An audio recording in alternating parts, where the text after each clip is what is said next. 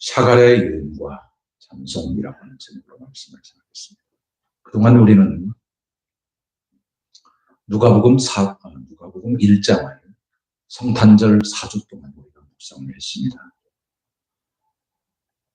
간혹 외국 사람들이 우리나라 한옥 안에서의 삶의 모습을 보게 되면 매우 특이한 점을 발견한다 그래요. 어린아이를 가운데 놓고 가족 모두가 다 둘러앉아서 어린아이의 재롱을 들으면서 어린아이의 재롱에 기뻐하면서 아이가 무럭무럭 잘 자라기를 기대하면서 그렇게 노는 그 아름다운 모습을 어린아이가 가운데 있고 가족 모두가 삥 둘러 앉아있는 그런 모습을 아주 특이하게 외국 사람들은 본다는 것입니다. 우리가 모르지만, 우리가 의식하고 있지는 않지만 오늘 우리의 마음속에 늘 어린아이를 중심으로 해서 가족 공동체가 이루어지고 있음을 보게 됩니다. 사실은 우리가 누가복음 1장을 그동안 오늘까지 4주에 걸쳐서 우리가 묵상하는 가운데 첫 번째는 하나님께서 제사장 샤가랴에게 세례 요한이 잉태되고 출생될 것이라고 하는 가브리엘 천사를 통한 메시지가 있었죠. 그리고 두 번째는 하나님께서 동일한 가브리엘 천사가 마리아에게 나타나서 너가 성령으로 잉태하여 아이를 낳을 터인데 그를 예수하라. 처녀가 아이를 잉태하고 그로 말미암은 놀라운 구원의 메시지를 가브리엘 천사를 통해서 마리아에게 주셨고, 그리고 난 이후에 우리가 지난주에 마리아가 잉태되고 출산하기 이전에 하나님을 향해서 우러러 찬송하는 찬송의 메시지를 우리가 묵상하고 난 이후에 오늘 본문에 샤가랴가 예언하고 찬송하는 내용으로 되어 있으니 이렇게 둘러싸여 있는 가운데 가장 중심의 핵심은 마리아와 마리아의 찬송인 것을 보게 됩니다. 그 중에는 메시아 우리 주 예수 그리스도의 탄생의 소식이 가운데 이렇게 딱 끼어 있는 것을 보게 됩니다. 그러니까 제가 드리고자 하는 말씀의 핵심은 뭔가 하면 누가복음 1장 구성만 보더라도 샤가랴의 어떤 잉태 소식과 함께 그리고 출산에 대한 찬양이 이렇게 겉을 둘러싸고 있다고 하는 가운데는 마리아를 통하여서 메시아의 탄생과 또 탄생에 대한 기대를 가지고 찬송하는 내용이 중심의 자리에 잡고 있다는 것입니다. 그러니까 역사학자이면서 의사이면서 복음사역자인 누가는 매우 1장 구성을 통해서 중심 속에 뭐가 있어야 하는지, 중심 속에 핵심이 뭐가 있어야 하는지를 1장 구성을 통해서 우리에게 잘 가르쳐주고 있습니다. 오늘 우리는 무엇을 우리의 마음의 중심 속에 놓고 있습니까? 특별히 성탄절, 오늘 이 성탄의 계절을 우리가 지나면서 우리의 마음속에 예수 그리스도를 향한 믿음, 오셔서 우리를 구원하시고 구원하심으로 우리를 이끌어 인도해 주심으로 인하여 훗날 다시 오심으로 우리를 영원한 하나님의 나라로 이끌어 인도하실 재림하신 예수 그리스도, 그분이 오늘 우리의 중심 가운데 있는 것. 그래서 그분의 우리 안에, 우리 심령 안에 좌정해 계심으로 인하여 우리를 통치하시고 다스리시는 그 은혜와 은총을 힘입어 살아가는 것, 이것이 얼마나 중요한지를 우리는 1장 구성을 통해서 다시 한번 생각해야 될 것입니다. 샤가랴는 가브리엘 천사를 통하여서 너가 아이를 갖지 못하였지만 아이를 갖게 될 것이고 그 아이를 통해서 놀라운 일들을 감당하게 될 것이라고 하는 사역의 내용을 가브리엘 천사를 통해서 들었음에도 불구하고 그가 믿음으로 반응하지 못했습니다. 믿음으로 그것을 화답하지 못했습니다. 그런 결과로 말미암아 샤가랴는 말 못하는 사람이 되었습니다. 잉태해서부터 시작하여서 출산하여 그 출산한 아들의 이름을 요한이라고 이름 짓기까지 거의 10개월 동안 말을 못하는 사람이 되었던 것입니다. 그러니까 어떤 주님의 말씀, 하나님의 말씀 앞에 믿음으로 반응하지 못하면 하나님께서 그에 대한 경고, 징계가 있다라고 하는 사실을 오늘 우리는 사가랴를 통해서 배우게 되죠. 그가 말 못하였습니다.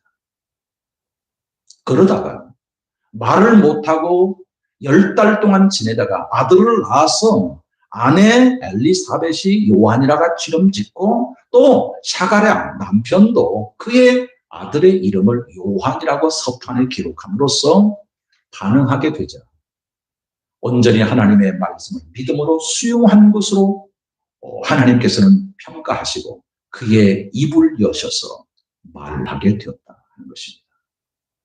그가 입을 열어서 첫 번째 말하는 내용이 뭔가면 오늘 본문의 67절서부터 80절까지 이야기예요. 그래서 사가랴의 예언과 찬송이 그의 말문이 터여져서 첫 번째 나온 이야기예요. 사랑하는 성도 여러분, 오늘 우리가 말하는 데 있어서 무엇을 담고 있는 사람입니까? 오늘 우리는 하루에도 많은 사람들을 대하면서 말을 하는데 무엇을 우리의 마음속에 담고 있어서 말을 하는 사람입니까? 그것을 우리는 물어야 할 것이고 대답해야 할 것입니다. 우리 스스로에게 물어야 하고 그 스스로에게 대답함으로써 부족하다고 한다면 하나님, 제가 사가랴는 하나님 앞에서 그의 말문이 트여졌을 때에 예언하고 찬송하는 그의 입술로 하나님의 말씀을 담아냈는데 나는 과연 무엇을 담아내는 사람인가요? 물어야 할 것이고 대답해야 할 것입니다. 나는 말씀을 담아내는 그릇인가요? 아니면 하나님의 말씀을 실어 나르는 수레인가요? 하나님의 놀라우신 사랑을 담아내는 바구니인가요? 아니면 하나님의 놀라우신 그 향기를 드러내는 향수병인가요? 우리에게 물어야 할 것입니다. 사가랴는 첫 번째 말문이 트여지자 예언하고 찬송하였던 것으로 인하여서 오늘 우리 또한 우리 자신에게 물어서 하나님, 제가 필요한 말을 하되 특별히 하나님의 말씀을 담는 아주 그릇이 되게 해 주옵소서. 하나님의 말씀을 담아서 하나님의 말씀을 누군가에게 실어 나르는 수레가 되게 해 주옵소서. 마차가 되게 해 주옵소서.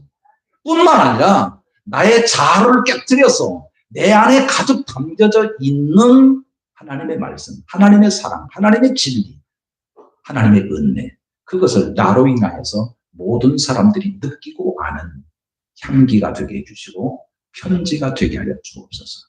이게 오늘 우리의 소원이 된다고 한다면 얼마나 하나님이 기뻐 받으시는 영혼이 될 것인가 하는 것입니다. 그러므로 오늘 우리는 매우 조심스럽게 우리가 우리의 입을, 우리의 말을 잘 담아내는 사람들이 되어야 될 것입니다.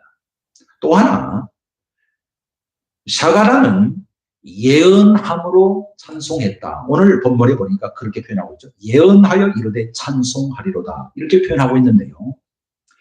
오늘 통상 우리는 예언에 대한 단어를 생각할 때 내일을 알아맞추는 것, 이렇게 생각하는 경향들이 농후합니다. 당신은 올 한 해는 물 조심해야 돼요. 당신은 올 한 해 불 조심해야 돼요. 당신은 여자 조심해야 돼요. 마치 내일을 점치듯이 말하는 무당에게 가서 내일의 일이 어떠할지에 대한 것을 묻고 이에 대해서 대응에 대한 내용을 묻는 무당에게 점치듯이 하는 내용이 예언이 아닙니다. 예언의 내용은 물론 미래적인 것을 말하는 것도 포함되어 있지만 예언의 성경이 말하고 있는 기본적인 예언의 내용은 하나님의 말씀입니다. 하나님의 말씀이 예언이라고. 그런데 오늘 우리가 통상 예언에 대한 내용은 미래를 알아맞추고 미래에 무슨 일이 일어날지에 대한 것을 미리 듣고 이에 대하여 대비하는 것으로만 생각하는 경향이 있어서 예언은 마치 미래적인 점치는 것으로만 생각하는데 결코 그렇지 않고 성경에서 말하고 있는 예언은 하나님의 말씀입니다. 정확무한 성령으로 감동의 기록으로 말미암은 하나님의 말씀이 예언이고 이 하나님의 말씀을 오늘 우리가 담고 있으면 예언의 사람이고 믿음의 사람이 되는 것입니다. 그래서 오늘 샤가다는 첫 번째 담고 있는 입안에 가득한 것을 품어냄으로 인하여서 예언하여 이르되 찬송하리로다. 다시 말해서 오늘 예언의 내용을 한번 보십시오. 그 내용이 찬송이고 그러니까 샤가라의 예언은 찬송이고 샤가라의 내용을 통한 찬송은 하나님의 말씀이고 하나님의 말씀은 곧 예언이라는 말입니다. 그러므로 오늘 우리가 무엇을 내일이 어떤 일이 일어날지 무슨 일이 일어날지 이것을 생각하여서 뭔가 좀 짐작되어졌으면 좋겠다. 알고 살았으면 좋겠다. 이런 경향으로 예언에 대한 이해를 갖지 마시고 하나님의 말씀에 대한 온전한 이해 속에 오늘 우리가 예언을 접하고 그 은혜 속에 오늘 우리가 세워지게 되어서 살아가게 된다고 한다면 어떤 환경 속에서 오늘 우리는 능히 믿음으로 살아가게 될 줄 믿습니다. 연말이 돌아오면 한 해를 돌아보고 새해가 뭐 어떨 것인가 해서 무슨 무당집, 점치는 집들이 성행을 이루고 있다고 하는데 믿음의 사람들은 눈꽃만큼도 관심 두지 마십시오.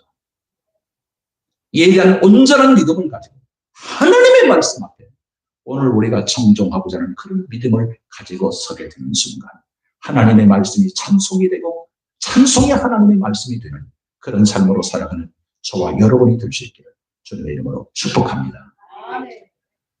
샤가랴가 찬송하고 있는 내용을 가만히 살펴볼 것 같으면 1절, 2절로 구분될 수 있을 것 같아요. 첫 번째로는 구원자로 인한 구원을 찬송하고 있음을 보게 됩니다. 선지자들로 말미암은 예언대로 구원의 불을 하나님께서 일으키셨는데 다윗의 집을 통해서 그 일이 이루어지고 다윗의 가문을 통해서 메시아가 탄생될 것이고 이로 인하여서 구원과 속량을 이루심으로 하나님의 거룩한 백성을 삼을 것이다 라고 하는 내용이 찬송과 찬송의 1절입니다. 특별히 오늘 78절을 보니까 돋는 해가 떠올라 어둠과 죽음의 그늘에 앉은 자에게 비침으로 평강의 길로 인도하신다 하는 내용이죠. 간밤에 침침한 캄캄한 밤에 정말로 이렇게 한방눈이 펑펑 내릴까? 아이고, 이렇게 펑펑 내리고 내일 침침하면 어떨까? 이런 생각을 했는데 새벽 예배 마치고 난 이후에 하늘이 구름 한 점 없이 거치던 모악산에 떠오르는 해는 정말로 깨끗한 마치 처음 떠오르는 해처럼 아주 빛나는 햇빛을 보았습니다. 이 빛이 잠깐 그 빛으로 말미암아 우리에게 보여지는 만산이 하얀 눈으로 덮여진 이 산을 바라보면서 잠깐 동안 오늘 우리에게 즐거움을 가져다주고 우리의 통행에 우리의 소통에 불안전함을 해소하기 위해서 이 햇빛으로 또한 눈을 녹여주시겠다. 이런 생각을 하니까 이 햇빛이 얼마나 고마운지요. 특별히 일조량이 매우 적은 이 동절기를 지날 때 햇빛은 오늘 우리에게 생명이 되고 약이 될 줄 믿습니다. 오늘 말씀 여기 78절에도 돋는 해가 떠올라 어둠과 죽음의 그늘에 앉은 자에게 비침으로 인하여 평강의 길로 구원의 길로 인도하시는도다. 이것이 샤가랴의 찬송이었던 것입니다. 오늘 우리가 성탄절을 보내면서 그저 연말연시 세상 시류에 떠밀려서 유행과 풍조에 휩쓸리는 그런 사람들이 아니라 주님이 왜 오셨는가? 주님이 왜 이 세상에 오셨는가? 주님은 본래 하늘에 계셨는데 하늘에 계신 그 주님이 왜 하늘 보좌를 버리시고 낮고 천한 이 세상에 우리와 똑같은 성정을 입으신 예수님이 이 세상에 오셔야만 했는가? 반드시 오셔야 했는데 반드시 오신다고 구약 성경을 통하여서 선지자들을 통해서 예언하고 있었는데 그 예언된 대로 예수는 오셨고 반드시 오셨고 반드시 오심으로 인해서 이를 성취하셨는데 그것이 십자가에 못 박혀 죽으심으로 인하여 속죄의 제사와 새 언약의 제사를 드림으로 인하여 오늘 우리를 죄악 가운데서 구원하는 속량의 은혜를 베풀어 주시고 우리에게 구원의 길로 인도해 주심으로 인하여 새 생명을 얻은 자가 되었으니 이 성탄의 기쁨이 얼마나 오늘 우리에게 큰가, 기쁜가, 즐거운가 이것은 생각하지 않고 우리의 마음속에 성탄의 기쁨은 생각하지 않고 성탄의 주인공인 예수 그리스도는 온데간데 없이 오늘 우리가 성탄절을 보낸다고 한다면 하나님이 기뻐하지 않습니다. 그런 의미에서 오늘 샤갈의 찬송 속에 나와 있는 그 1절 가사 네, 예수 그리스도는 나를 위해서 오셨구나. 예수 그리스도는 나를 위하여서 십자가를 지셨구나. 나를 위하여서 십자가를 지신 예수 그리스도로 말미암아 나의 옛사람도 죽고 새 사람으로 거듭나서 내가 새 생명을 가지고 주 앞에 살게 되었구나. 우리 주님 다시 오신다고 재림하신다고 약속해 주셨는데 재림의 날을 기다리면서 오늘 세례 요한으로 말미암은 놀라우신 그 초림을 기뻐하듯이 재림을 기뻐하는 사람들로 살아가야 되겠구나 하는 신앙을 되돌아보는 저와 여러분이 될 수 있기를 바랍니다. 진정한 메리 크리스마스. 크리스마스가 무슨 뜻이라고 그랬죠? 크리스마스가 무슨 뜻이라고 그랬죠? 아니, 제가 방송국 보니까 너무 많이 나오더라고요. 성탄절, 크리스마스, 메리 크리스마스. 크리스마스라는 말이, 크리스마스라는 단어가 두 단어의 합성어입니다. 하나는 크리스토, 그리고 마스라고 하는 단어예요. 그리스도께 마스, 경배하자 그 말이에요. 그리스도께 경배하자. 크리스마스 그렇게 말을 하면서 그리스도께 경배하자라고 하는 뜻인데도 불구하고 크리스마스라고 하는 말이 입에 달린 이야기에 불과하다고 한다. 크리스마스는 어디로 간 거예요? 그리스도께 경배하는 것은 어디로 가는 거예요? 그리스도께 경배하지 않는 크리스마스가 무슨 뜻이 있어요? 무슨 의미가 있어요? 주인공도 없는데 주인공에 대한 경배도 없는데 무슨 성탄절이에요? 이것은 하당치도 않고 합당치도 않다는 사실입니다. 샤갈의 찬송의 2절은 아들 요한에 대하여서 담고 있는데요. 아브라함을 통한 거룩한 언약을 체결하신 것을 기억하사 구원하시고 성결과 의로서 두려움 없이 주 앞에서 섬기게 하시려고 요한을 우리 가정에 보내시고 요한을 태어나게 하시고 요한을 예수 그리스도의 공생에 등장시키는 전령사로서 미리 앞서서 준비하는 엘리야와 같은 사역을 감당하는 사람으로서 우리 아들 요한을 낳게 해 주셨음에 대한 감사, 찬송이 오늘 샤갈의 찬송의 2절이라고 볼 수가 있는 것입니다. 그러니까 아버지 샤갈은 태어난 아들 요한에 대해서 정확히 그가 누구인지 어떤 일을 감당함으로 한평생을 살아야 할 인물인지를 아버지는 정확하게 알고 있었다는 것입니다. 오늘 우리가 하나님께서 자녀들을 선물로 주십니다. 선물로 주신 귀한 자녀는 내 것이 아니라 하나님이 주신 선물이고 하나님이 주신 선물 자녀는 잠시 오늘 우리에게 위탁하신 것입니다. 우리 가정에 태어났으니 내가 수고와 노력으로 인해서 태어났으니 저거는 내 것이다. 이건 하나님 앞에서 합당치 않은 태도와 자세예요. 하나님이 주신 자녀요. 잠시 맡겨준 그 자녀를 어떻게 하면 하나님의 뜻대로 하나님이 기뻐하신 목적대로 이루는 자녀로서 도와야 될 것인가요? 부모가 되는 것. 이것이 얼마나 참 중요한가를 우리는 너무너무 잘 기억해야 될 것입니다.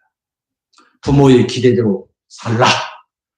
부모가 원하는 방식대로 살라. 이게 아니고 하나님께서는 그 자녀를 그 가정에 보내주실 때는 하나님께서 특별한 목적을 가지고 특별한 쓰임새 있는 삶으로 살라고 그 가정에 보내주셨으므로 부모 또한 하나님께 주신 귀한 자녀를 선물로 이해하고 하나님께서 원하시는 뜻대로 사용될 수 있도록 뜻을 깨닫고 이에 걸맞는 삶으로 살아가기 위하여 도와주는 돕는 자의 역할로서 사역을 감당하는 것이 부모의 역할인 것이지 저는 내 것이니까 내 마음대로 해도 된다 하는 것은 결코 용인되어서는 안 되는 일일 것입니다. 부모로서 제일 어려운 것은 바로 이것입니다.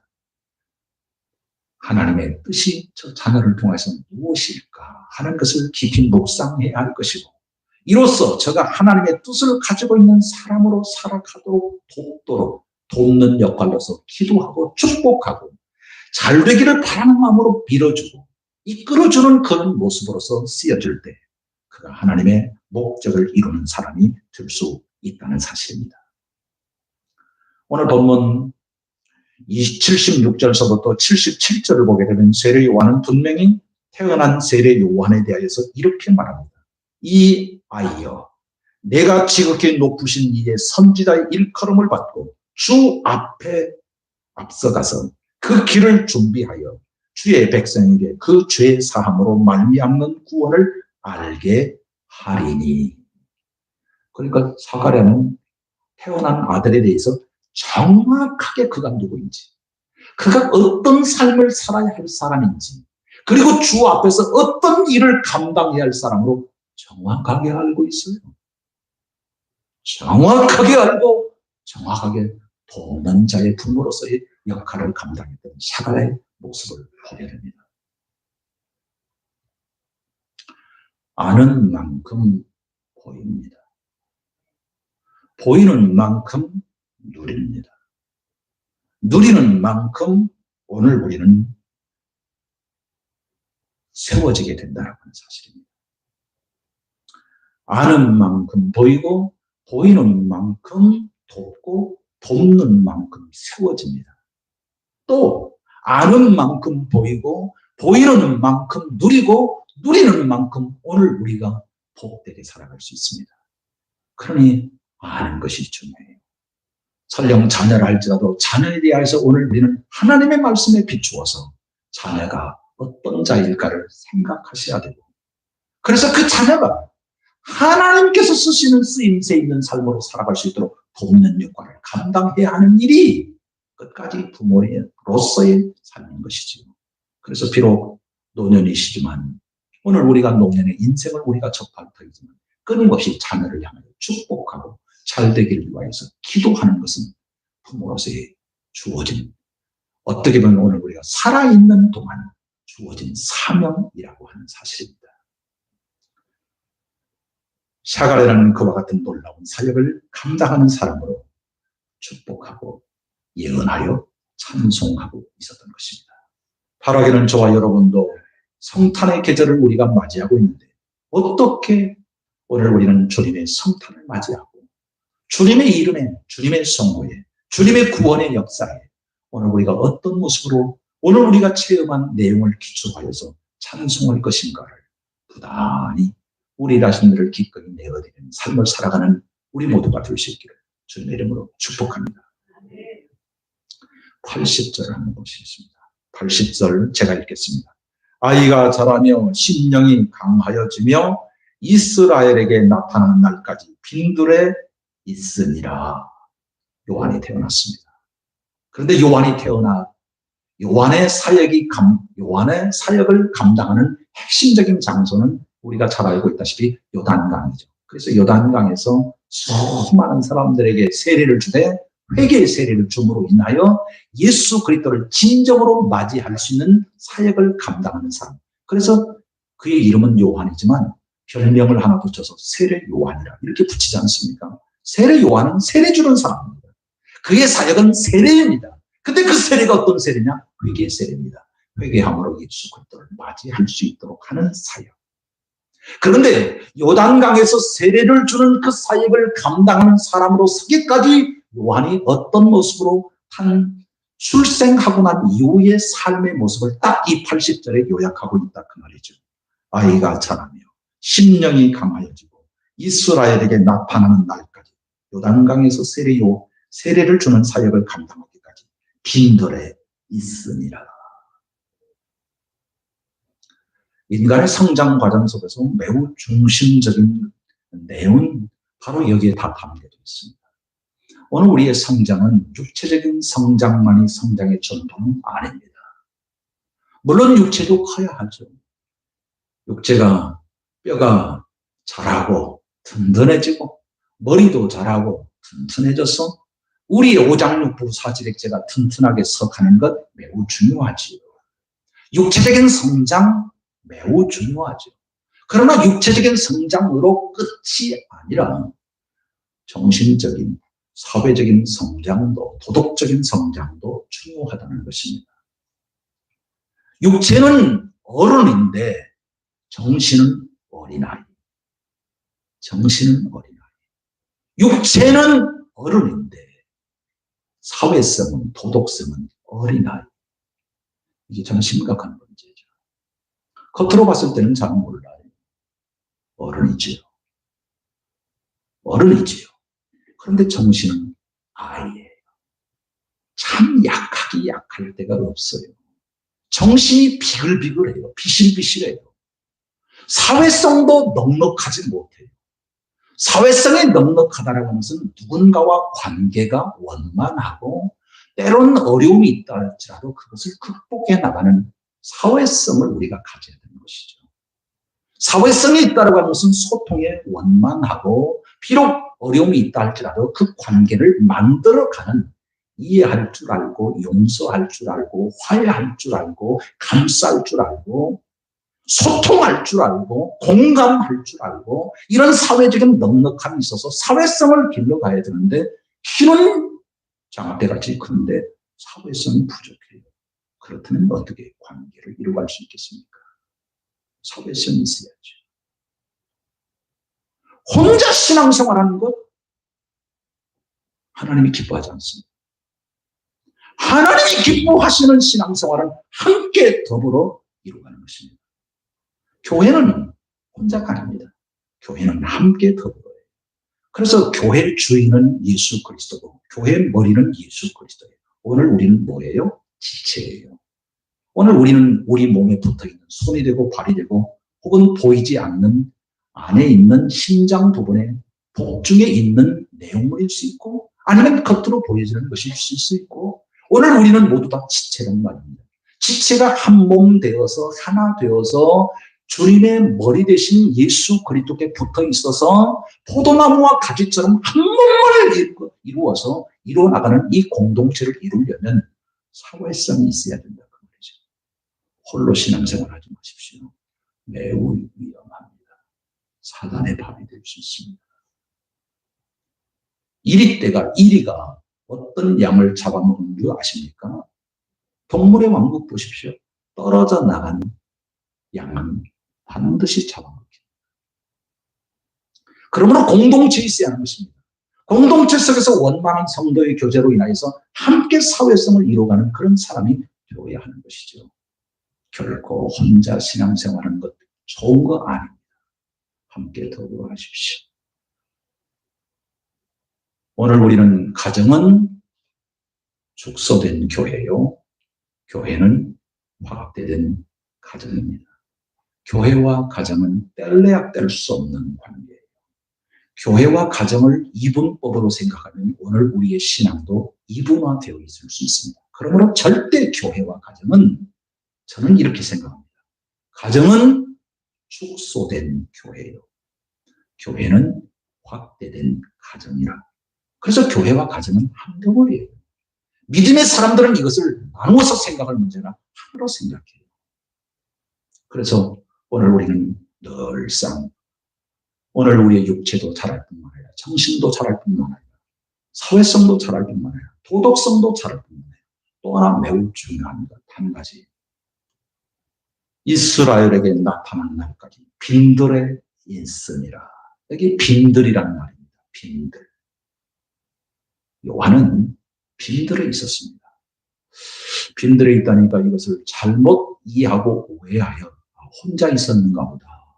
이렇게 생각하고 요즘 시대가 그러지 않습니까? 혼자 밥 먹는 혼밥, 또 혼술, 혼자 살아가는 그런 시대. 혼자 살아가도록 넉넉하게 만들어진 시스템화된 그런 사회 구조 속에서 우리가 살아가게 되어서 매우 외로움 가운데 살 수밖에 없는데 요한이 그런 겁니까? 아닙니다. 삶 속에서 혼자 사는 것 아닙니다. 그런 거 아닙니다. 요한이 빈들에서 살고 있었다는 것은 하나님과의 관계 속에서 살고 있었고 하나님과의 친밀한 인격적인 관계 속에서 그가 얼만큼 준비되어 있었는가 하는 것을 보여주는 것입니다. 요한은 광야에서 약대 토롯을 입고 그가 먹는 음식은 메뚜기와 석청으로 먹으면서 하나님과의 1대1의 관계 속에서 철저하게 빈들을 경험한 사람입니다. 광야를 체험한 사람입니다.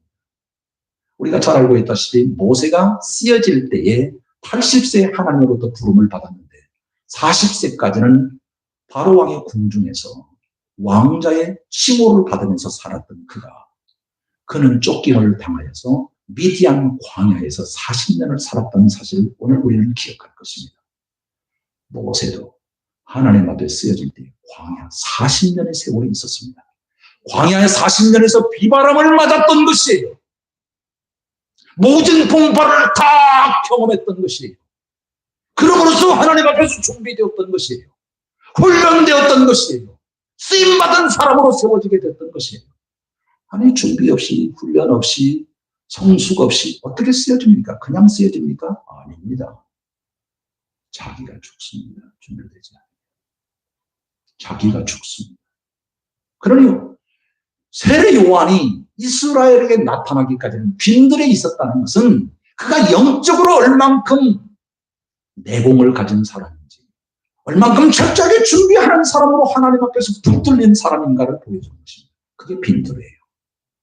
빈들. 오늘 우리들도 하나님 앞에 쓰여질 때 빈들이 있어야만 합니다. 빈들 없이 쓰여질 수 없습니다. 빈들을 체험하고 계십니까? 빈들이 있어야만 합니다. 빈들 속에서 비바람에 다듬어지고 태풍 속에서도 다듬어지고 그래서 준비되어져서 세워지게 되고 어떤 비바람도 맞을 수 있는 사람이 되어야 쓰여지는 것이지 세워지는 것이지 감당하는 것이지 그냥 은혜로다 해서 되어지는 것입니까? 아닙니다. 요한은 빈들이 있었습니다. 빈들에서 다듬어져 지게 되었던 사실입니다. 그러므로 저는 육체적인 성장도 필요하지만 정신적, 사회적, 도덕적 성장도 필요하지만 다섯 번째, 영적 성장이 얼마나 중요한가. 영적 성장으로 오늘 우리가 모든 것을 그래서 영적 성장은 사실은 육체적인 핸디캡을 극복하게 해요. 정신적, 정서적인 문제도 극복하게 해요. 영적 성장. 그래서 영적 성장이 매우 중요해요. 영적 성장이 오늘 우리가 준비된 사람으로. 그래서 조그마한 바람 앞에서 꺼져버리는 촛불과 같은 그런 사람이 되지 말고 어떠한 비바람에도 꿋꿋하게 빛을 낼 수 있는 사람으로 오늘 우리가 서는 것 이것이 저가 감당해야 할 사역이고 저도 그렇게 서야 할 뿐만 아니라 모든 하나님의 거룩한 교회가 서야 할 것입니다. 아니 특공대가 돼야 되지 않습니까? 그냥 죄송합니다. 이런 표현 쓰면 어떨지 모르겠습니다.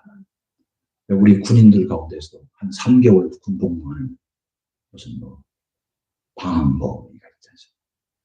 네.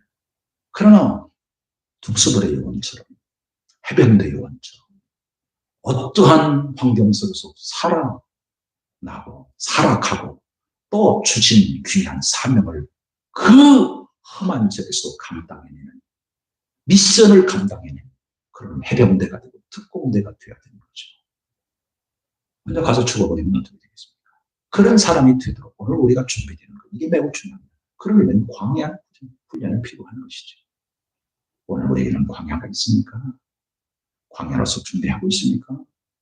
다시 오신다라고 하는 주님의 그 메시지를 오늘 우리가 접하게 되는데, 다시 올 때에 얼마나 많은 영적인 환경이 주어지게 될 것인가를 우리는 마태복음 23장, 24장을 통해서 가르쳐 주는데, 얼마나 많은 환난과 핍박이 일어날지, 그 환난과 핍박 속에서도 믿음을 가지고 믿음을 지켜내고 믿음으로써 승리의 삶을 살아가기 위해서 오늘 우리가 얼마나 빈들의 삶을 살고 있는지 우리 자신에게 물어야 할 것입니다. 나는 어떻게 살고 있는가? 온실 속의 화초로 살지 마십시오. 온실 속의 화초로만 살려가지 마십시오. 눈보라 속에서도 땅 속에서 생명력을 발휘하고 자라가는 땡이와 같이, 풋뿌리 잔디와 같이 그런 환경 속에서도 이겨내는 그런 신앙입니다.